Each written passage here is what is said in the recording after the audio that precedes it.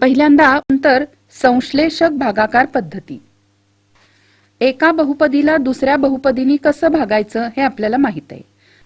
आता आपण भाजक x अधिक a किंवा x वजा a बहुपदी असेल तर भागाकाराची सोपी पद्धत समजून घेऊ.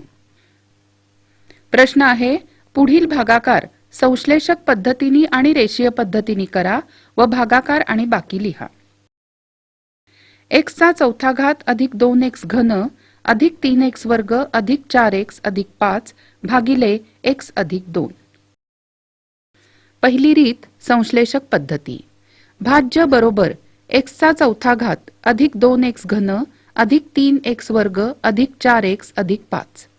पहिल्यांदा बहुपदीचं सहगुणक रूप लिहायचंय, म्हणून भाज्य बहुपदीचं सहगुणक रूप 1 2 3 4 5. आता भाजक x अधिक 2 आहे आणि 2 ची विरुद्ध संख्या आहे ऋण 2, म्हणून एक उभी आणि एक आडवी अशा दोन रेषा काढू आणि पहिल्या ओळीच्या उभ्या रेषेच्या डावीकडे ऋण 2 लिहू. आडव्या रेषेच्या वर पहिल्या ओळीत भाज्य बहुपदीचं सहगुणक रूप लिहू. आडव्या रेषेच्या खाली म्हणजेच तिसऱ्या ओळीत भाज्यातला पहिला सहगुणक आहे तसाच लिहायचा. आता तिसऱ्या ओळीतील पहिला सहगुणक म्हणजे 1 आणि ऋण 2 यांचा गुणाकार लिहायचा. ऋण 2 गुणिले 1 बरोबर ऋण 2, तो आपण या 2च्या खाली लिहिला. 2 आणि ऋण 2 यांची बेरीज झाली 0. आता 0 गुणिले ऋण 2 हा गुणाकार 0 या 3च्या खाली लिहिला. यांची बेरीज झाली 3. आता 3 गुणिले ऋण 2 हा गुणाकार ऋण 6 4च्या खाली लिहिला. बेरीज झाली ऋण 2. ऋण 2 आणि ऋण 2 चा गुणाकार 4 या 5च्या खाली लिहिला. बेरीज झाली 9. शेवटची बेरीज करून आलेली संख्या म्हणजे भागाकारातली बाकी, म्हणून भागाकाराचं सहगुणक रूप झालं 1 0 3 ऋण 2. म्हणून भागाकार बरोबर x घन अधिक 3x वजा 2 आणि बाकी बरोबर 9. आता रेषीय पद्धती वापरून हेच उदाहरण सोडवूया. x चा चौथा घात अधिक 2x घन अधिक 3x वर्ग अधिक 4x अधिक 5 भागिले x अधिक 2. यानंतर रेषीय पद्धतीने भागाकार करूया. भाज्य आहे x चा चौथा घात अधिक 2x घन अधिक 3x वर्ग अधिक 4x अधिक 5. आता x चा चौथा घात हे पद मिळवण्यासाठी x अधिक 2 ला x च्या घनाने गुणू, म्हणजे आपल्याला मिळेल x चा चौथा घात अधिक 2x घन. म्हणून यातून 2x घन वजा करू, म्हणून x चा चौथा घात बरोबर x चा घन कंसात x अधिक 2 वजा 2x घन, म्हणून भाज्य बरोबर x चा तिसरा घात कंसात x अधिक 2 वजा 2x घन अधिक 2x घन अधिक 3x वर्ग अधिक 4x अधिक 5. आता ऋण 2x घन आणि धन 2x घन हे एकमेकांना कॅन्सल झाले. आता आपल्याला 3x वर्ग हे पद मिळवण्यासाठी x अधिक 2 ला 3x न गुणूया, म्हणून 3x गुणिले x अधिक 2 बरोबर 3x वर्ग अधिक 6x, म्हणून यातून 6x वजा करूया.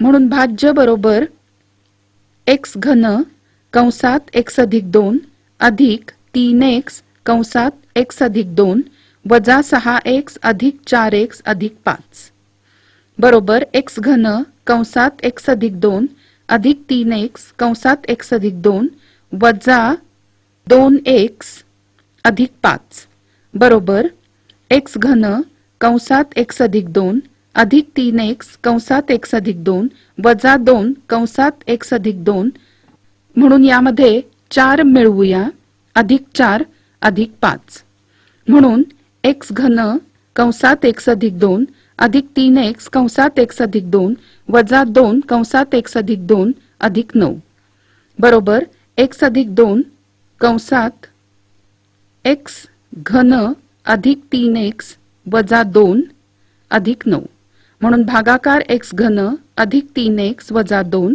बाकी बरोबर 9. यानंतर बहुपदीची किंमत. बहुपदीतील चलाला एखादी किंमत दिली की त्या बहुपदीची ही एक किंमत मिळते. px या बहुपदीत x ला a ही किंमत दिली तर येणारी बहुपदीची किंमत pa ने दर्शवतात. प्रश्न आहे जर py बरोबर y वर्ग वजा 3 वर्गमूळ 2y अधिक 1 तर p कंसात 3 वर्गमूळ 2 काढा. पद्धत py बरोबर y वर्ग वजा 3 वर्गमूळ 2 y अधिक 1 मग p कंसात 3 वर्गमूळ 2 बरोबर 3 वर्गमूळ 2 चा वर्ग वजा 3 वर्गमूळ 2 गुणिले 3 वर्गमूळ 2 अधिक 1 बरोबर 9 गुणिले 2 वजा 9 गुणिले 2 अधिक 1 बरोबर 18 वजा 18 अधिक 1 बरोबर 1 म्हणून p कंसात 3 वर्गमूळ 2 बरोबर 1. यानंतर शेष सिद्धांत.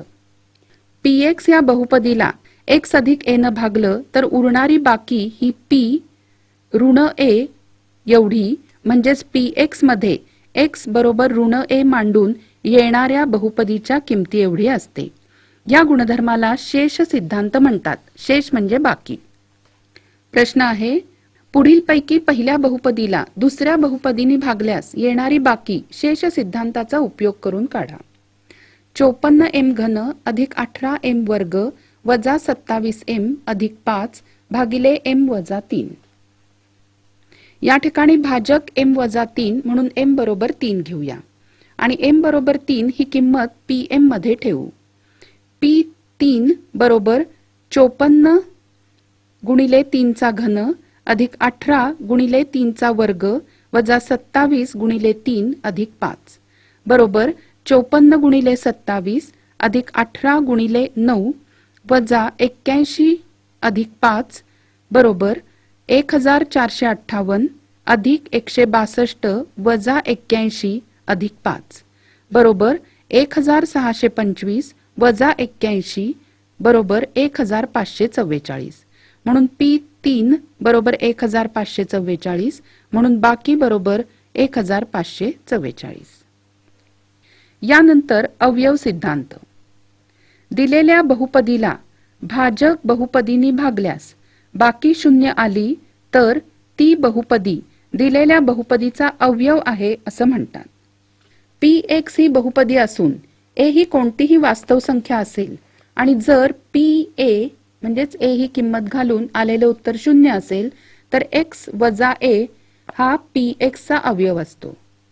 या उलट x वजा a हा px या बहुपदीचा अवयव असेल तर pa बरोबर 0 असते. प्रश्न आहे अवयव सिद्धांताचा उपयोग करून x अधिक 3 हा x वर्ग अधिक 2x वजा 3 चा अवयव आहे का ते ठरवा. px बरोबर x वर्ग अधिक 2x वजा 3 भाजक बरोबर x अधिक 3 म्हणून x बरोबर ऋण 3 घेऊया आणि x बरोबर ऋण 3 ही किंमत px मध्ये ठेवू. p ऋण 3 बरोबर ऋण 3 चा वर्ग अधिक 2 गुणिले ऋण 3 वजा 3 बरोबर 9 वजा 6 वजा 3 बरोबर 9 वजा 9 बरोबर 0 म्हणून p ऋण 3 बरोबर 0 म्हणून x अधिक 3 हा x वर्ग अधिक 2x वजा 3 चा अवयव आहे. यानंतर बहुपदींचे अवयव. प्रश्न आहे खालील बहुपदींचे अवयव काढा. 12x वर्ग अधिक 61x अधिक 77 ही वर्गीय त्रिपद राशी आहे. या राशीचे अवयव पाडताना पहिली राशीचा सहगुणक आणि तिसरी राशी यांच्या गुणाकाराचे असे दोन अवयव शोधायचे की ज्यांची बैजिक बेरीज मधल्या राशीच्या सहगुणका एवढे येते. म्हणून 12 गुणिले 77 यांचा गुणाकार करायच्या ऐवजी यांचे अवयव पाडूया. 12 गुणिले 77 बरोबर 6 गुणिले 2 गुणिले 11 गुणिले 7. परंतु यामध्ये कुठल्याही दोघांची बेरीज 61 येत नाही. बर, म्हणून आता आपण अवयव पाडूया. 4 गुणिले 3 गुणिले 11 गुणिले 7. या ठिकाणी 11 त्रिक 33 आणि 7 चोक 28 यांची बेरीज 61 येते. बरोबर 12x वर्ग अधिक 28x अधिक 33x अधिक 77 बरोबर 4x कंसामध्ये 3x अधिक 7 अधिक 11 कंसात 3x अधिक 7 बरोबर 3x अधिक 7 दुसऱ्या कंसात 4x अधिक 11 म्हणून 12x वर्ग अधिक 61x अधिक 77 बरोबर 3x अधिक 7 गुणिले 4x अधिक 11. यानंतर पुढचा प्रश्न. अवयव काढा. x वजा 5 कंसाचा वर्ग वजा 5x वजा 25 वजा 24. या ठिकाणी या बहुपदींचं रूपांतर वर्गीय त्रिपदीत करता येईल. बरोबर x वजा 5 कंसाचा वर्ग वजा 5 सामाईक बाहेर घेतले कंसात x वजा 5 वजा 24. या ठिकाणी x वजा 5 बरोबर m मानू, म्हणून m वर्ग वजा 5m वजा 24. आता ऋण 24 चे 2 असे अवयव पाडू की ज्यांची बेरीज ऋण 5 येईल. हे अवयव आहेत ऋण 8 आणि धन 3. म्हणून m वर्ग वजा 8m अधिक 3m वजा 24 बरोबर m कंसामध्ये m वजा 8 अधिक 3 कंसामध्ये m वजा 8 बरोबर m वजा 8 गुणिले m अधिक 3. आता m ची किंमत परत ठेवू. बरोबर x वजा 5 वजा 8 गुणिले x वजा 5 अधिक 3 बरोबर x वजा 13 गुणिले x वजा 2.